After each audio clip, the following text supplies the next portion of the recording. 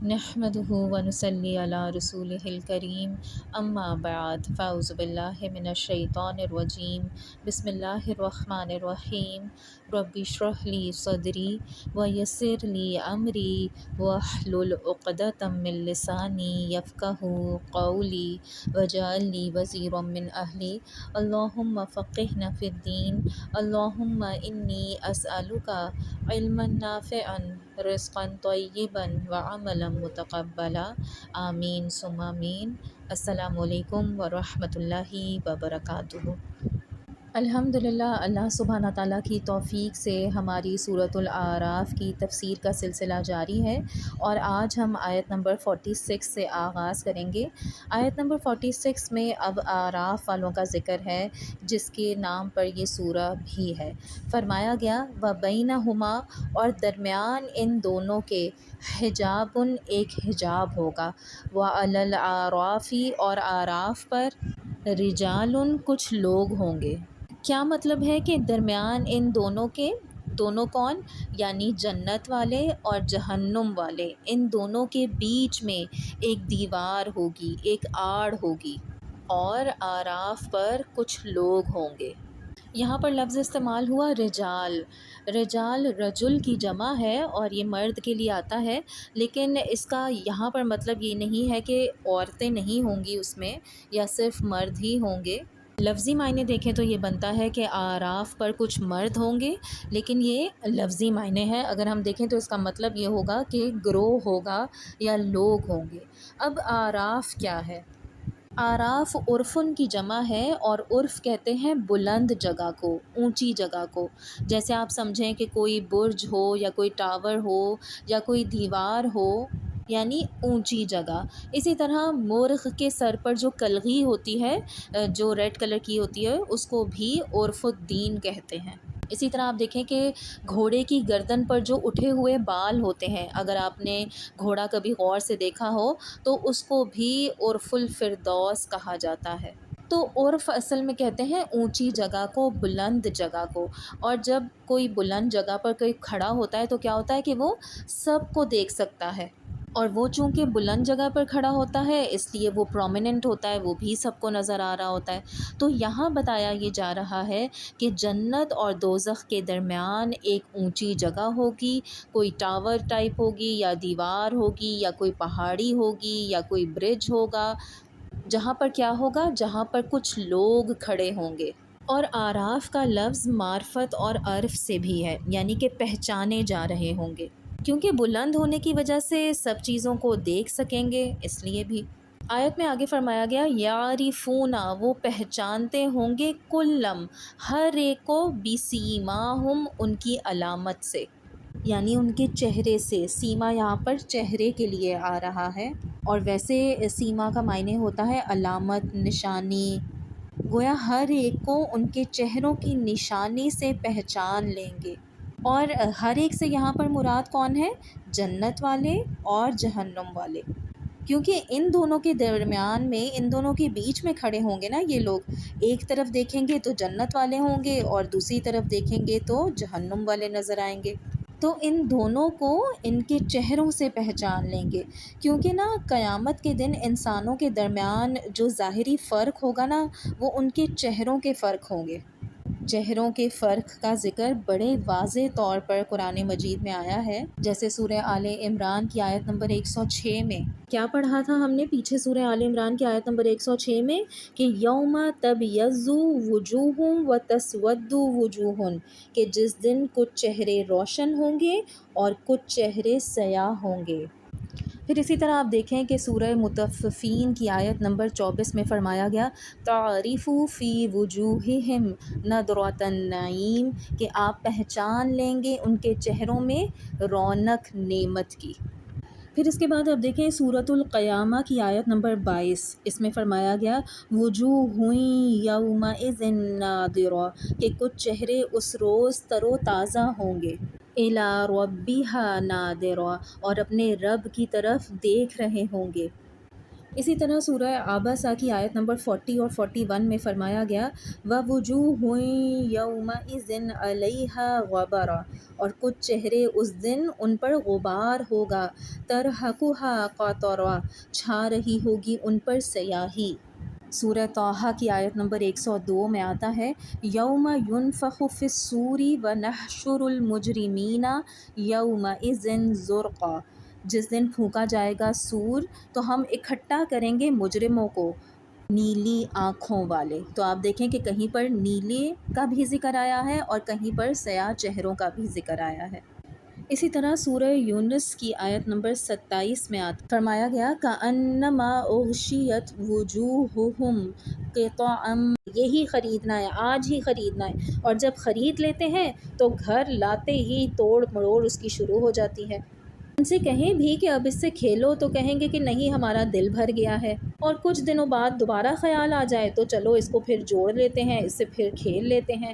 تو جو لوگ دین کو بھی کھیل بناتے ہیں وہ یہی کرتے ہیں، جذبات میں آ کر کبھی دین کے لیے کوئی کام کر لیے، رو لیا، اور اس کے بعد تھوڑا اپنانے کے بعد جب دل بھر گیا تو پھر اس کو چھوڑ دیا، تو گویا دین کو صرف ایک شغل کے طور پر لیتے ہیں یا کبھی کبھی دنیاوی دکھاوے کے طور پر لیتے ہیں۔ تو کیا فرمایا گیا اس آیت میں الذین اتخذوا دینہم لہوا ولعبا وغرتہم الحیات الدنیا، کہ وہ جنہوں نے بنا لیا اپنے دین کو شغل اور کھیل اور تماشا، دھوکے میں ڈال دیا ہے ان کو دنیا کی زندگی نے۔ کیسے دنیا کی زندگی نے انہیں دھوکے میں ڈال رکھا ہے کہ وہ سمجھتے ہیں کہ یہ دنیا ہمیشہ رہنے والی ہے، کبھی ختم نہیں ہوگی، اس لیے ساری محنت اس دنیا پر کر لو۔ اللہ سبحانہ تعالیٰ نے کیا فرمایا فَالْيَوْمَ نَنْسَهُمْ، تو آج ہم بھلا دیں گے انہیں كَمَا نَسُوا، جیسا کہ انہوں نے بھلا دیا تھا لقاء، ملاقات کو، یومہم ھذا، اپنے اس دن کی۔ گویا اللہ سبحانہ تعالیٰ نے فرمایا کہ آج ہم بھی ان کو بھلا دیں گے جس طرح سے انہوں نے آخرت کو فراموش کر دیا تھا، ہم بھی ان کو اسی طرح جہنم میں پھینک کر فراموش کر دیں گے۔ جیسے آپ دیکھیں کہ بالکل ایسے ہی ہوگا کہ جیسے انسان بخار میں ہو، تپ رہا ہو، اور اس کو کسی کمرے میں ڈال کے نا خود گھر سے انسان چلا جائے، وہ شخص پیچھے سے روئے چلائے جیے مرے جو مرضی کرے، اور اس سے پوچھا جائے کہ تم نے ایسا کیوں کیا، کہ اگر ہمیں یاد ہو کہ تم بیمار ہو تو پھر ہم گھر سے کیسے نکلیں گے، یہ تو ہم نے تمہیں بھلانے کے لیے ایسا کیا، تمہیں فراموش کیا تاکہ ہم اپنی آزادانہ زندگی گزار سکیں۔ تو اب ایسے لوگوں کے ساتھ یہی ہوگا، ان کا بھی یہی حال ہوگا کہ جہنم میں پھینک کے ان کو دروازہ بند کر کے بھلا دیا جائے گا۔ کوئی جل رہا ہے، مر رہا ہے، جو بھی ہو رہا ہے، چیخ و پکار ہو رہی ہے، اندر ہی ہوتی رہے۔ تو کچھ لوگ بڑے پریشان ہوتے ہیں کہ ان کے ساتھ اتنا ظالمانہ سلوک کیوں کیا گیا۔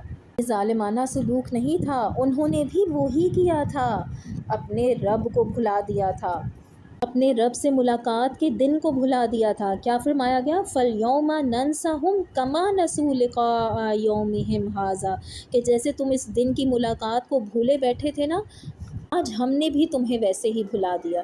کب یاد ہے انہیں یہ ملاقات کے آخرت کا دن آنا ہے، مرنے کے بعد ہم نے خدا کو حساب دینا ہے؟ نہیں یاد تھا نا انہیں کہ انہوں نے لوٹنا ہے اپنے رب کی طرف۔ یہ دنیاوی لوگ تو یہی سمجھتے تھے کہ کوئی واپسی ہے ہی نہیں، جواب دہ ہونا ہی ہے، ہمیں اپنے رب کے حضور حاضر ہونا ہی نہیں ہے۔ وہ کہا گیا ہے نا بابر با عیش کوش عالم دوبارہ نیست، کہ خوب عیش کر لو، دنیا دوبارہ تھوڑی ملنی ہے۔ مثال کے طور پر آپ دیکھیں کہ ہم شادیوں کے موقع پر ہر غلط کام کرتے ہیں یہ کہہ کر کہ ایک ہی دفعہ تو شادی ہونی ہے، اب یہ بھی نہ کریں تو پھر کب کریں گے۔ ہر غلط سوچ یہی تو ہوتی ہے کہ یہ سب لوگ کر رہے ہیں، اگر ہم نے کر لیا تو کیا ہے، اور یہ ایک ہی دفعہ تو کر رہے ہیں، آئندہ نہیں کریں گے۔ پھر آیت میں آگے فرمایا گیا وَمَا كَانُوا بِآيَاتِنَا يَجْحَدُونَ، اور جو وہ تھے ہماری آیات کا انکار کرتے، یعنی اب تیسرا قصور کیا بتایا گیا کہ یہ ہماری آیات کا انکار کرتے تھے۔ پہلا کیا تھا کہ دین کو کھیل تماشا بنا لیا تھا، دوسرا آخرت کی ملاقات کو بھلا بیٹھے تھے، اور تیسرا کیا قصور ہے کہ اللہ کے احکامات کا انکار کرنے والے تھے۔ اس کے بارے میں حدیث میں آتا ہے، صحیح مسلم میں حدیث ہے کہ قیامت قیامت کے دن اللہ سبحانہ تعالیٰ اس قسم کے بندے سے کہے گا کہ کیا میں نے تمہیں بیوی بچے نہ دیے تھے، عزت و اکرام سے نہ نوازا تھا، کیا اونٹ اور گھوڑے تمہارے تابع نہ کیے تھے؟ آج کے دور میں آپ ان سے گاڑیاں سمجھ لیں، تو کیا تو سرداری کرتے ہوئے لوگوں سے پیسے وصول نہ کرتا تھا؟ یعنی تمہاری اتھارٹی میں نے نہ دی ہوئی تھی تمہیں؟ وہ کہے گا کیوں نہیں، یہ سب باتیں صحیح ہیں۔ اللہ سبحانہ تعالیٰ اس سے پوچھے گا کہ کیا تو میری ملاقات کا یقین رکھتا تھا؟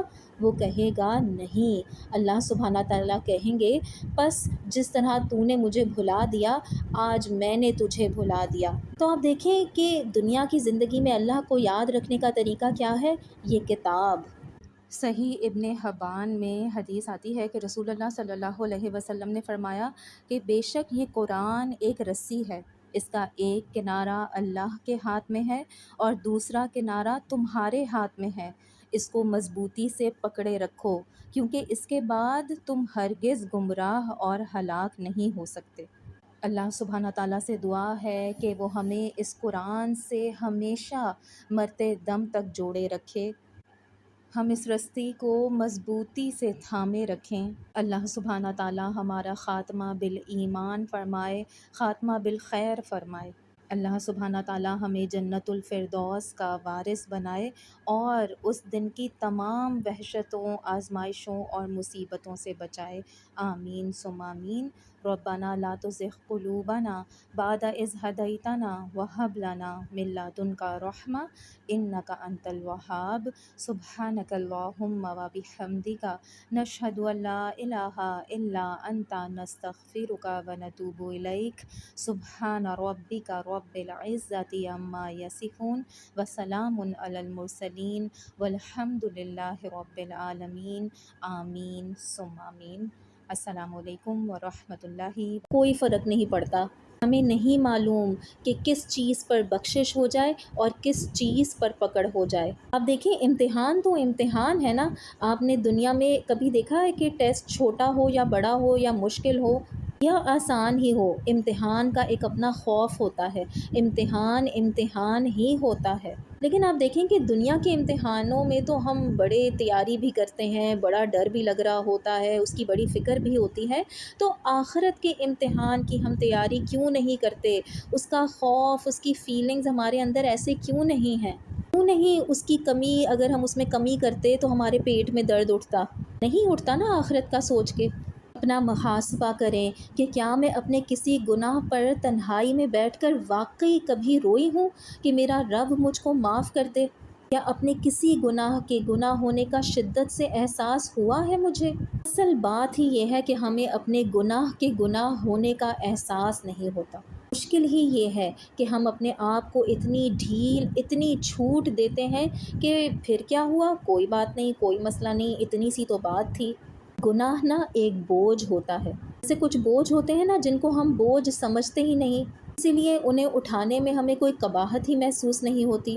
جیسے آپ دیکھیں کہ ہمارے اپنے جسم پر جتنا بھی بوجھ بڑھ جائے اس کا بوجھ نہیں لگتا، ہاں لیکن اگر اس کے علاوہ 10 کلو کے گھی کا ڈبہ اٹھا کر چلنا پڑے تو وہ ہمیں بہت ایکسٹرا اور الگ لگتا ہے۔ لیکن اپنے جسم پر جو چربی چڑھی ہوئی ہے وہ ہمیں اس طرح تو محسوس نہیں ہوتی نا، کیونکہ وہ وزن اپنے ساتھ جو چمٹا ہوا ہے۔ تو گناہوں کا بھی نا یہی حال ہے، وہ ہمارے ساتھ ساتھ چمٹے ہوئے ہیں، اسی لیے ہمیں احساس ہی نہیں ہوتا کہ ہم نے کوئی بوجھ بھی اٹھایا ہوا ہے۔ اس کے بعد آگے آیت نمبر 50 میں فرمایا گیا وَنَادَا، اور پکاریں گے اصحاب الناری، آگ والے، یعنی اب جہنم والے پکاریں گے اصحاب الجنتی، جنت والوں کو، یعنی اب جہنم والے جنت والوں سے دوبارہ مخاطب ہو رہے ہیں اور کہہ رہے ہیں ان افیزو، کہ ڈالو علینا ہم پر، من الماء، کچھ پانی، او مما، یا اس میں سے جو رزقکم اللہ، رزق دیا تمہیں اللہ نے، یعنی گویا وہ اب ان سے فریاد کریں گے کہ کچھ پانی ہم پر ڈال دو، کچھ پانی ہمیں دے دو، کچھ رزق ہمیں دے دو جو اللہ نے تمہیں دیا ہے۔ وہ بھیک مانگیں گے اپنے رشتہ داروں سے، دوستوں سے، کہیں گے کہ خدا کے لیے کچھ پانی بھیج دو، کچھ کھانا بھیج دو۔ یہ بالکل نا ویسے ہی ہوتا ہے نا، جیسے اکثر آپ دیکھیں کہ کسی علاقے میں بہت دیر کے لیے بجلی چلی جائے اور ان کا پانی بھی ختم ہو جائے، تو رشتہ دار دوسری جگہ پر اپنے رشتہ داروں کو فون کر کے سچویشن بتاتے ہیں کہ دیکھو یا تو ہمیں پانی بھیج دو یا کھانا بھیج دو، کھانے پانی کا انتظام کر لو، ہم آ رہے ہیں، یا ہمیں آ کر لے جاؤ، ایسی سچویشن ہے۔ ایسے دنیا میں ایک دوسرے سے انسان توقع رکھتا ہے نا مشکل کے وقت میں، تو وہاں پھر بھی مشکل وقت میں پکار کر ان لوگوں سے کہیں گے کہ کچھ تو ہمارا بھی سوچو۔ لیکن وہ رشتہ دار جو جنت میں ہوں گے وہ کیا کہیں گے؟ قالوا ان اللہ، وہ کہیں گے کہ بے شک اللہ نے حرمہما، حرام کر دیا ان دونوں کو، علی الکافرین، کافروں پر۔ ہما کی ضمیر کیوں آئی ہے؟ دونوں دونوں کون سی چیزیں؟ پانی بھی اور کھانا بھی، یہ دونوں چیزیں حرام کر دیں، کس پر؟ علی الکافرین، کافروں پر۔ گویا انہوں نے کیا کہا کہ تم لوگ یہاں سے کچھ بھی نہیں پا سکتے۔ اور یہ کون سے کافر ہیں جن پر جنت کا کھانا پینا حرام ہے؟ اگلی ہی آیت میں اس بات کو بھی واضح کر دیا گیا۔ آیت نمبر 51 میں فرمایا گیا الذین اتخذوا دینہم، وہ جنہوں نے بنا لیا اپنے دین کو لہوا و لعبا، شغل اور کھیل، وغرتہم الحیات الدنیا، اور دھوکے میں ڈال دیا ان کو دنیا کی زندگی نے۔ تو گویا کیا پتہ لگا کہ یہ وہ کون سے لوگ ہیں جنہوں نے اپنے دین کو کھیل تماشا شغل میلہ بنا لیا تھا۔ آپ دیکھیں کہ دین کو تفریح بنانا، شغل بنانا، یہ کیا ہوتا ہے؟ یہ کیسے بنایا جاتا ہے؟ مثال کے طور پر آپ دیکھیں، ہم شغل کس وقت کرتے ہیں، تفریح کب کرتے ہیں؟ ویکنڈ پر، فارغ وقت میں۔ ایسے ہی ہے نا، ہر وقت تھوڑی تفریح ہوتی رہتی ہے۔ تو دین کو تفریح بنانے کا ایک مطلب کیا ہوا کہ صرف فارغ وقت کا کھیل۔ گویا کیا مطلب کہ جب فارغ ہوئے، سب دنیا کے کام کر لیے، تو کہا چلو اب انجوائمنٹ کے لیے کوئی درس سناتے ہیں، کچھ نیک کام ہی کر لیتے ہیں۔ یعنی پوری سنجیدگی سے اس چیز کو وقت نہیں دیا۔ دنیا کی زندگی کو تو پوری سنجیدگی سے لیا نا، لیکن دین کو تفریحاً لیا، فارغ وقت کا کام لیا۔ جب موڈ ہوا تو کر لیا، نہ ہوا تو نہ صحیح۔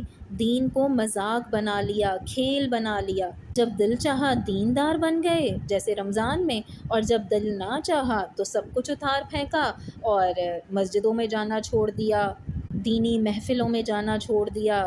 کھیل تماشے میں بھی ہم ایسے ہی کرتے ہیں نا کہ جب دل چاہتا ہے کھیلتے رہتے ہیں، اور جب بور ہو جاتے ہیں تو اسی چیز کو، جیسے اگر کھلونا ہے تو اسی کو پھینک دیتے ہیں، توڑ دیتے ہیں۔ آپ کھلونوں سے ہی مثال لے لیں کہ جب ہم بازار میں بچہ کوئی دیکھتا ہے کھلونا تو، اور یا کسی اور کے پاس دیکھ لے، تو رو رو کے برا حال کر دیتا ہے کہ مجھے یہی چاہیے۔ پھیری جائیں گی۔ پھیری کیوں جائیں گی؟ کیونکہ کوئی ایسا منظر شوق سے نہیں دیکھتا نا، مشکل سے اس کو ایسا منظر دکھانا پڑتا ہے۔ ایسا منظر کوئی انسان شوق سے نہیں دیکھنا چاہتا۔ جیسے آپ مثال کے طور پر دیکھیں کہ آپ نے کوئی ایسا منظر ہو یا کوئی ایسی تصویر ہو جو اچھی نہیں لگ رہی ہو، جو آپ کے دل کو بھلا نہیں لگ رہا ہو، تو آپ فوراً یا تو آنکھیں بند کر لیتے ہیں یا اپنا منہ دوسری طرف پھیر لیتے ہیں۔ آپ اس طرف دیکھنا نہیں چاہتے، لیکن وہاں کیا ہوگا؟ وہاں ان کی نگاہیں پھیر کر ان کو دکھایا جائے گا، اور پھر وہ دیکھ کر کہیں گے ربنا لا تجعلنا مع القوم الظالمین، کہ اے ہمارے رب ہمیں ان ظالموں میں شامل نہ کرنا، یا رب ہمیں دوزخ میں نہ بھیجنا، ہمیں آگ والوں میں نہ بنانا۔ تو آپ دیکھیں کہ ان آیات سے بھی کیا واضح ہو رہا ہے کہ اعراف والے کون ہوں گے؟ جو جنت اور دوزخ کے بیچ میں ہوں گے، اس بیچ کی جگہ پر ہوں گے، انتظار کر رہے ہوں گے، جنت والوں کو دیکھ کر حسرت کر رہے ہوں گے، اور جہنم والوں کو دیکھ کر ان سے بچنے کی دعائیں کر رہے ہوں گے۔ نہ ان کی نیکیاں اتنی ہیں کہ جو کہ ان کو جنت میں لے جانے کا باعث بنے، اور نہ ان کے گناہ اتنے ہیں کہ وہ جہنم میں لے جائیں۔ وہ اس گو مگو کی کیفیت میں فیصلے کے انتظار میں بیٹھے ہوئے ہوں گے۔ اللہ سبحانہ تعالیٰ سے دعا ہے کہ وہ ہماری نیکیوں کے پلڑے کو بھاری بنائے اور ہمیں اس کیفیت میں پہنچنے سے بچائے۔ ہمیں ان 70,000 لوگوں میں شامل فرمائے جو بلا حساب و کتاب جنت الفردوس میں داخل ہوں۔ آمین ثم آمین۔ اس کے بعد آگے دیکھیں تو آیت نمبر 48 میں بتایا گیا و نادا اور پکاریں گے اصحاب الاعرافی آراف والے رجالا یعرفونہم کچھ لوگوں کو وہ پہچانتے ہوں گے انہیں بسیماہم ان کی علامت سے۔ گویا آراف والے کچھ لوگوں کو آوازیں دیں گے جن کو وہ ان کے چہروں سے پہچانتے ہوں گے۔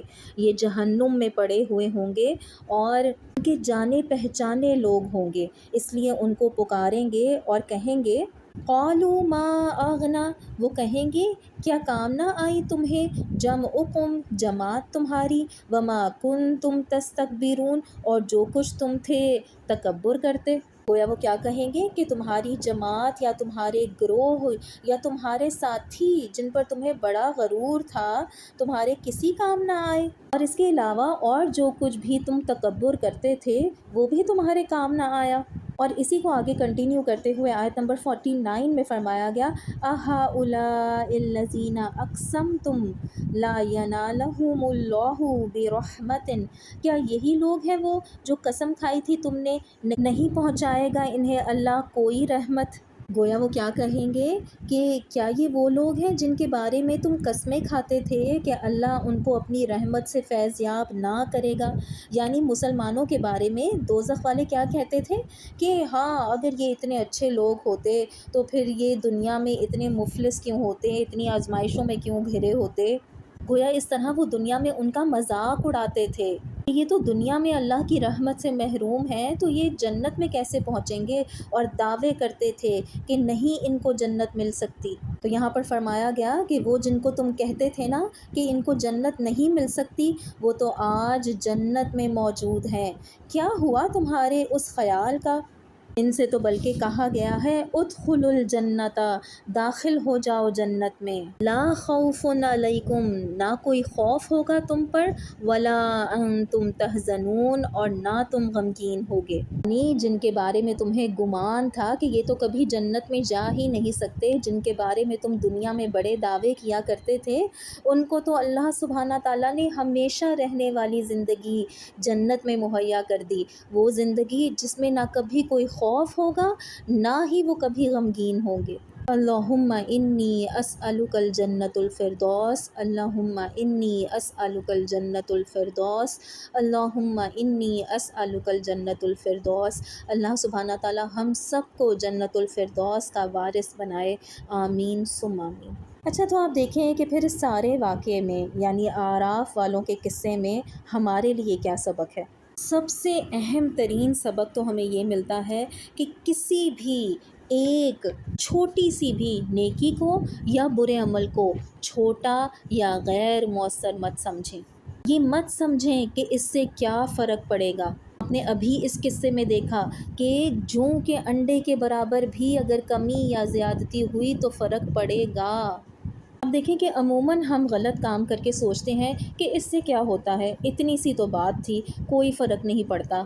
ہمیں نہیں معلوم کہ کس چیز پر بخشش ہو جائے اور کس چیز پر پکڑ ہو جائے۔ آپ دیکھیں امتحان تو امتحان ہے نا، آپ نے دنیا میں کبھی دیکھا ہے کہ ٹیسٹ چھوٹا ہو یا بڑا ہو یا مشکل ہو یا آسان ہی ہو، امتحان کا ایک اپنا خوف ہوتا ہے، امتحان امتحان ہی ہوتا ہے۔ لیکن آپ دیکھیں کہ دنیا کے امتحانوں میں تو ہم بڑے تیاری بھی کرتے ہیں، بڑا ڈر بھی لگ رہا ہوتا ہے، اس کی بڑی فکر بھی ہوتی ہے، تو آخرت کے امتحان کی ہم تیاری کیوں؟ خواہش کو کہتے ہیں طمع، یعنی ان کے اندر اتنی شدید خواہش ہوگی کہ بس جلدی سے ہم وہاں پہنچ جائیں جنت میں۔ اور ویسے بھی آپ دیکھیں کہ جنت والوں کی نعمتیں، ان کا آرام اور سکون اور خوشی اور ان کے چہروں کا جو روشن ہونا ہوگا نا، ان کے چہروں پر جو تر و تازگی ہوگی نعمتوں کی، اس کی بہاروں کی، اس کو دیکھ کر ان کا دل اور چاہے گا فوراً بس وہاں ہم جنت میں پہنچ جائیں، لیکن وہاں پہنچ نہیں سکیں گے کیونکہ ان کے پاس ابھی وہ نہیں ہے نا جو ان کو وہاں پہنچانے کا باعث بنے۔ تو آپ دیکھیں کہ صرف ایک نیکی کی کمی انسان کو اس سچویشن میں پہنچا سکتی ہے۔ اگر ہم اپنا محاسبہ کریں تو دیکھیں کہ ہم اتنی چھوٹی چھوٹی ایک آدھ نیکی کی تو پرواہ ہی نہیں کرتے۔ ہم سوچتے ہیں کہ جتنا کر رہے ہیں اتنا ہی کافی ہے، اور کرنے کی کیا ضرورت ہے۔ جیسے ہم مثال کے طور پر لے لیں کہ ہم السلام علیکم کہتے ہیں، جبکہ ہم جانتے ہیں کہ اگر ہم پورا سلام کریں گے تو 30 نیکیاں ملیں گی، لیکن ہم ان کو کوئی اہمیت ہی نہیں دیتے کہ ہمیں ان چھوٹی چھوٹی نیکیوں کی ایک دن کیا پتہ ضرورت پڑ سکتی ہے۔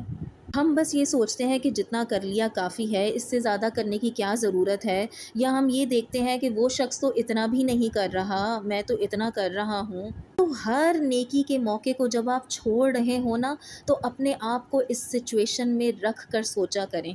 ہر نیکی کرتے وقت سمجھیں کہ آپ اعراف پر ہیں اور ایک ایک نیکی کے حریص ہیں۔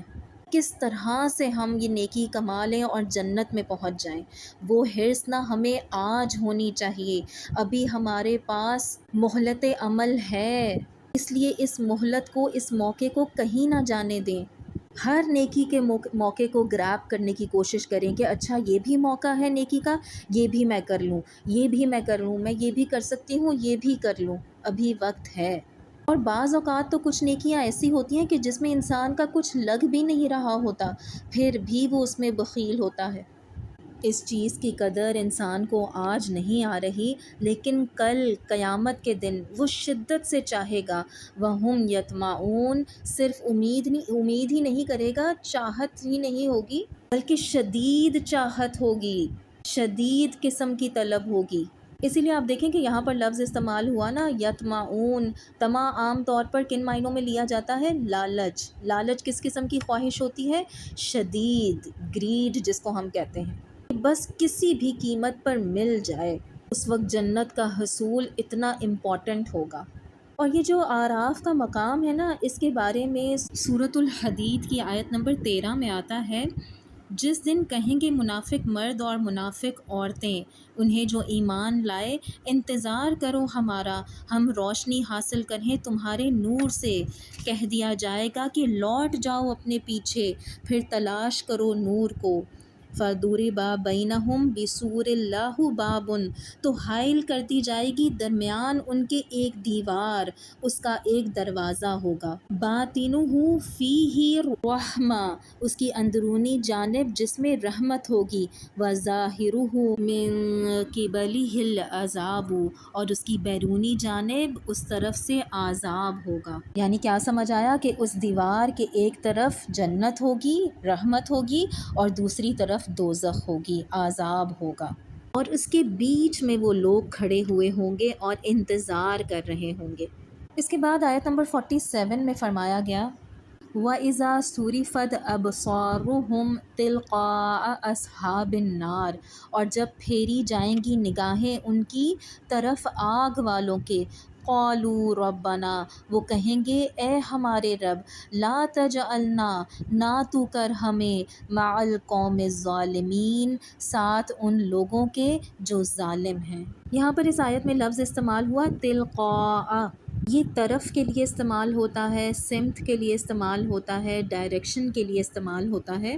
اور ویسے اگر اس لفظ کا مطلب دیکھیں تو یہ ملاقات کی جگہ کو بھی کہا جاتا ہے، کہ جیسے وہ لفظ ہے نا، لقاء سے نکلا ہے۔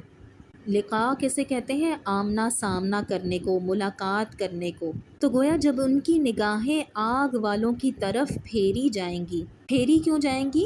کیونکہ کوئی ایسا منظر شوق سے نہیں دیکھتا نا، مشکل سے اس کو ایسا منظر دکھانا پڑتا ہے، ایسا منظر کوئی انسان شوق سے نہیں دیکھنا چاہتا۔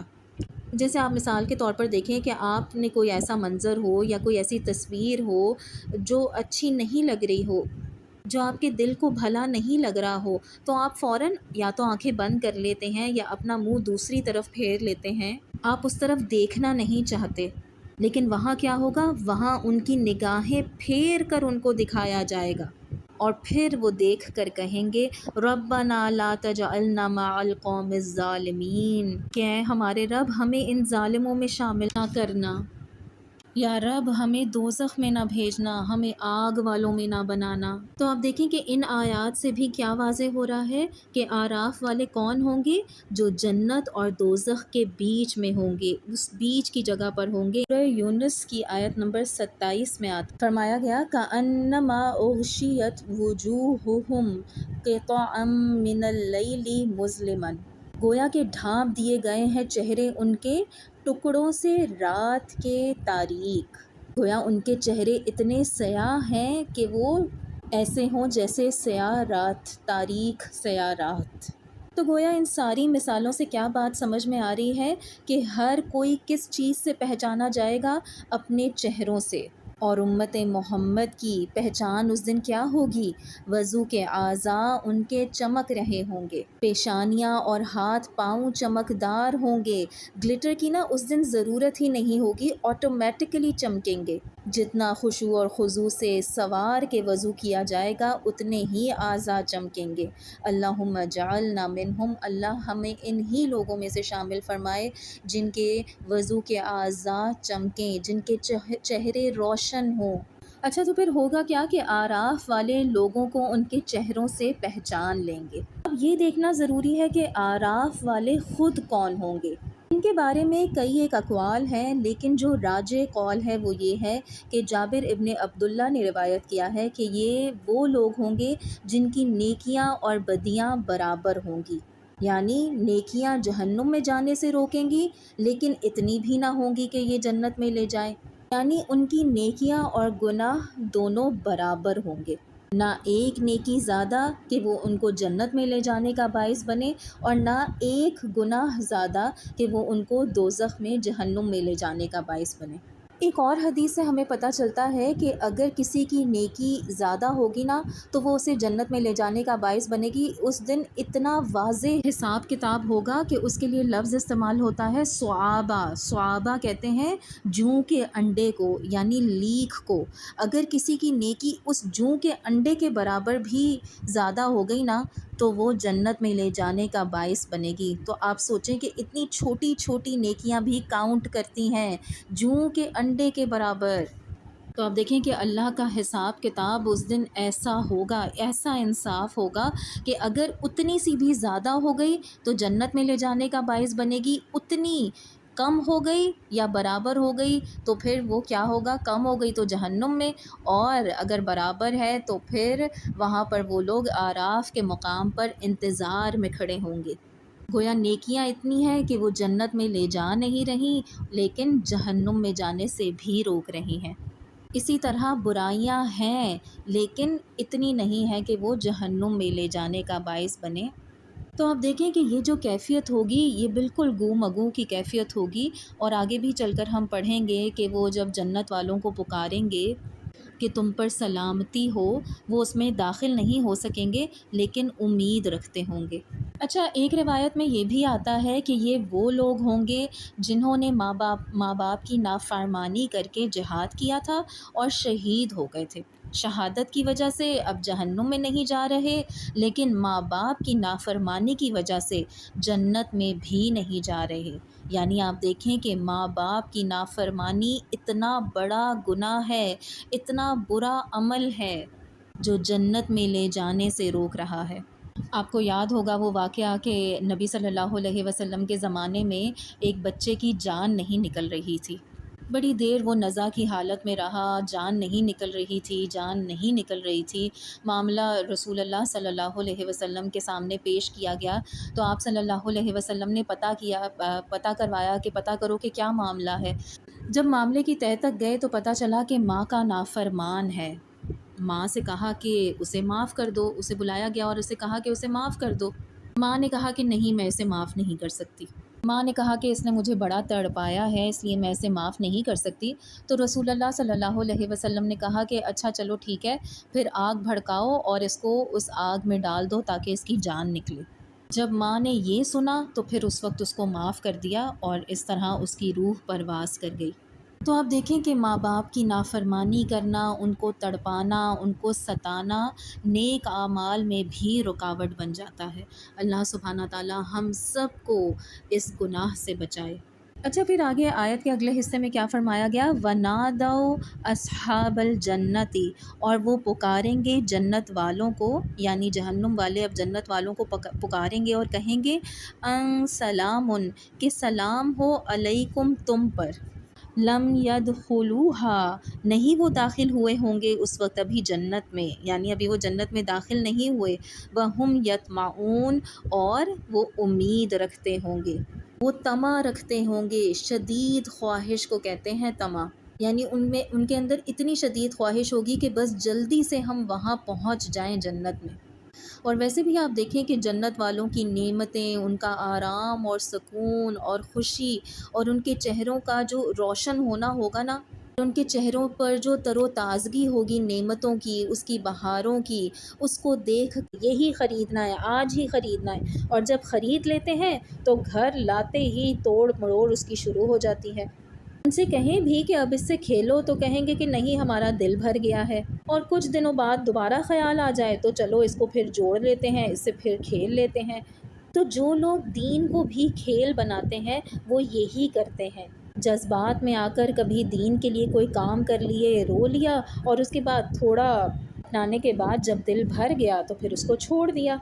तो गोया दीन को सिर्फ़ एक शुगल के तौर पर लेते हैं, या कभी कभी दुनियावी दिखावे के तौर पर लेते हैं। तो क्या फरमाया गया इस आयत में, अल्लज़ीना तख़ज़ू दीनहुम लहवन व लाइबन व गर्रतहुमुल हयातुद दुनिया, कि वो जिन्होंने बना लिया अपने दीन को शुगल और खेल और तमाशा, धोखे में डाल दिया है उनको दुनिया की ज़िंदगी ने। कैसे दुनिया की ज़िंदगी ने उन्हें धोखे में डाल रखा है, कि वो समझते हैं कि ये दुनिया हमेशा रहने वाली है, कभी ख़त्म नहीं होगी, इसलिए सारी मेहनत इस दुनिया पर कर लो। अल्लाह सुब्हाना ताला ने क्या फ़रमाया, फ़लयौमा नंसाहुम, तो आज हम भुला देंगे उन्हें, कमा नसू, जैसा कि उन्होंने भुला दिया था, लिक़ा, मुलाकात को, यौमिहिम हाज़ा, अपने उस दिन की। गोया अल्लाह सुब्हाना ताला ने फ़रमाया कि आज हम भी उनको भुला देंगे जिस तरह से उन्होंने आखिरत को फरामोश कर दिया था, हम भी इनको इसी तरह जहन्नुम में फेंक कर फरामोश कर देंगे। जैसे आप देखें कि बिल्कुल ऐसे ही होगा कि जैसे इंसान बुखार में हो, तप रहा हो, और उसको किसी कमरे में डाल के ना खुद घर से इंसान चला जाए, वो शख्स पीछे से रोए, चिल्लाए, जिए मरे, जो मर्ज़ी करे, और उससे पूछा जाए कि तुमने ऐसा क्यों किया, कि अगर हमें याद हो कि तुम बीमार हो तो फिर हम घर से कैसे निकलेंगे, ये तो हमने तुम्हें भुलाने के लिए ऐसा किया, तुम्हें फरामोश किया ताकि हम अपनी आज़ादाना ज़िंदगी गुजार सकें। तो अब ऐसे लोगों के साथ यही होगा, उनका भी यही हाल होगा कि जहन्नुम में फेंक के इनको दरवाज़ा बंद करके भुला दिया जाएगा। कोई जल रहा है, मर रहा है, जो भी हो रहा है, चीखो पुकार हो रही है, अंदर ही होती रहे। तो कुछ लोग बड़े परेशान होते हैं कि इनके साथ इतना ज़ालिमाना सलूक क्यों किया गया।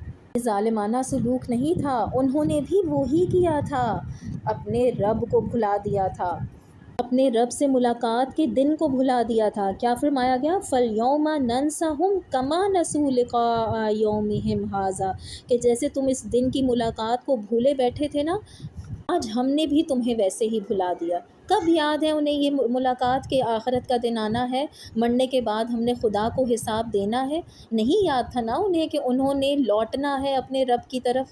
ये दुनियावी लोग तो यही समझते थे कि कोई वापसी है ही नहीं, जवाबदेह होना ही है, हमें अपने रब के हुजूर हाजिर होना ही नहीं है। वो कहा गया है ना, बाबर बा ऐश कोश आलम दोबारा नीस्त, कि खूब ऐश कर लो, दुनिया दोबारा थोड़ी मिलनी है। मिसाल के तौर पर आप देखें कि हम शादियों के मौके पर हर गलत काम करते हैं, ये कहकर कि एक ही दफ़ा तो शादी होनी है, अब ये भी ना करें तो फिर कब करेंगे। हर गलत सोच यही तो होती है कि ये सब लोग कर रहे हैं, अगर हमने कर लिया तो क्या है, और ये एक ही दफ़ा तो कर रहे हैं, आइंदा नहीं करेंगे। फिर आयत में आगे फरमाया गया, वमा कानू बि आयातिना यजहदून, और जो वो थे हमारी आयात का इनकार करते। यानी अब तीसरा कसूर क्या बताया गया, कि ये हमारी आयात का इनकार करते थे। पहला क्या था कि दीन को खेल तमाशा बना लिया था, दूसरा आखिरत की मुलाकात को भुला बैठे थे, और तीसरा क्या कसूर है कि अल्लाह के अहकामात का इनकार करने वाले थे। इसके बारे में हदीस में आता है, सही मुस्लिम में हदीस है कि क़यामत قیامت کے دن اللہ سبحانہ تعالیٰ اس قسم کے بندے سے کہے گا کہ کیا میں نے تمہیں بیوی بچے نہ دیے تھے، عزت و اکرام سے نہ نوازا تھا، کیا اونٹ اور گھوڑے تمہارے تابع نہ کیے تھے؟ آج کے دور میں آپ ان سے گاڑیاں سمجھ لیں، تو کیا تو سرداری کرتے ہوئے لوگوں سے پیسے وصول نہ کرتا تھا؟ یعنی تمہاری اتھارٹی میں نے نہ دی ہوئی تھی تمہیں؟ وہ کہے گا کیوں نہیں، یہ سب باتیں صحیح ہیں۔ اللہ سبحانہ تعالیٰ اس سے پوچھے گا کہ کیا تو میری ملاقات کا یقین رکھتا تھا؟ وہ کہے گا نہیں۔ اللہ سبحانہ تعالیٰ کہیں گے پس جس طرح تو نے مجھے بھلا دیا، آج میں نے تجھے بھلا دیا۔ تو آپ دیکھیں کہ دنیا کی زندگی میں اللہ کو یاد رکھنے کا طریقہ کیا ہے، یہ کتاب۔ صحیح ابن حبان میں حدیث آتی ہے کہ رسول اللہ صلی اللہ علیہ وسلم نے فرمایا کہ بے شک یہ قرآن ایک رسی ہے، اس کا ایک کنارہ اللہ کے ہاتھ میں ہے اور دوسرا کنارہ تمہارے ہاتھ میں ہے، اس کو مضبوطی سے پکڑے رکھو کیونکہ اس کے بعد تم ہرگز گمراہ اور ہلاک نہیں ہو سکتے۔